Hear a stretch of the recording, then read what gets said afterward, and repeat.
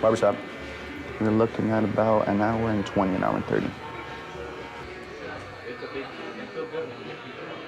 My first haircut had to be a buzz cut. Had to be a buzz cut.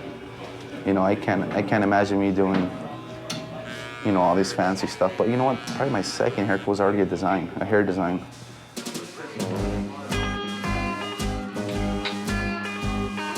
Everything was self-taught. I did not look at one video on YouTube. I did not have one person to teach me how to use this or hold this.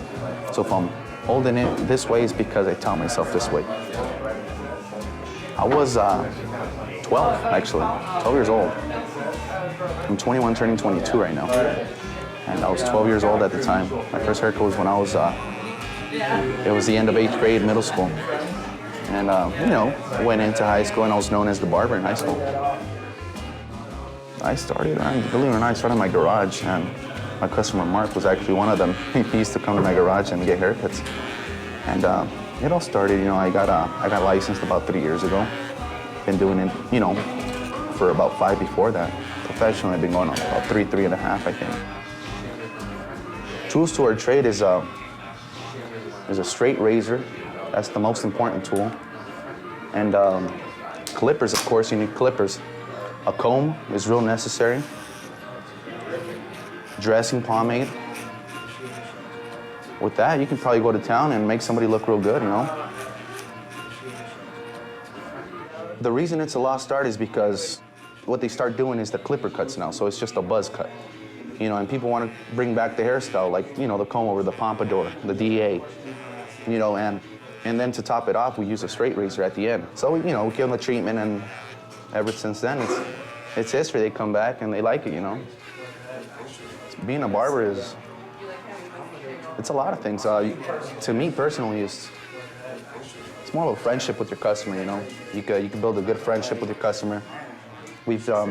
Barbering is the second oldest profession in the world. Throughout the early 1900s, late 1800s, they began to pursue shaving with, you know, stones and rocks, and then the blade came in and they started doing hot towel shaves, and that emerged big in the early 1900s.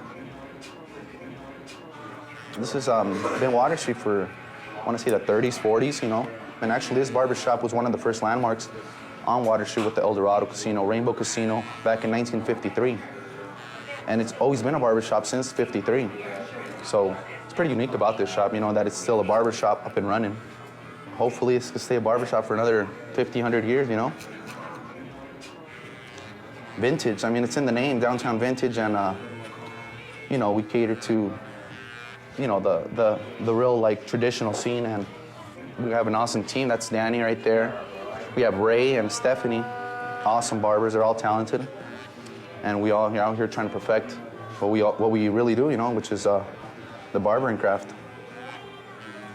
I collect them, actually. I like old chairs, you know. As a matter of fact, I have a pretty good amount of chairs, but they all have one problem. So, you know, one part doesn't work, so I'm always, you know, fixing and you know, repairing, but just the look of them, you can't compare them to the new salon chairs.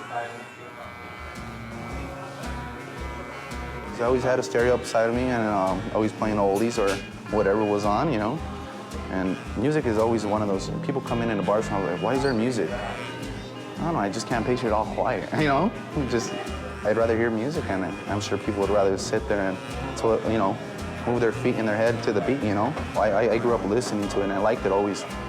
So, you know, I had a big LP record player, 45s, playing 33s and all that. And I don't play them anymore, so that's why I came up here and hung them. So it's a little history of when I was younger, you know, I used to, you know, put them on and listen to them all the time. And it amazes me because, you know, there's a lot of competition out there, but they still find a way to come back to you. And that's probably, like I said, that's my gratuity from them. If they come back, they leave happy. I don't mind you tipping me, you know? As long as I know you're happy, you're gonna keep on coming back. By all means, I'll cut your hair for the rest of my life, you know? I'm George, I'm owner at Downtown Vintage Barbershop and Shave Parlor.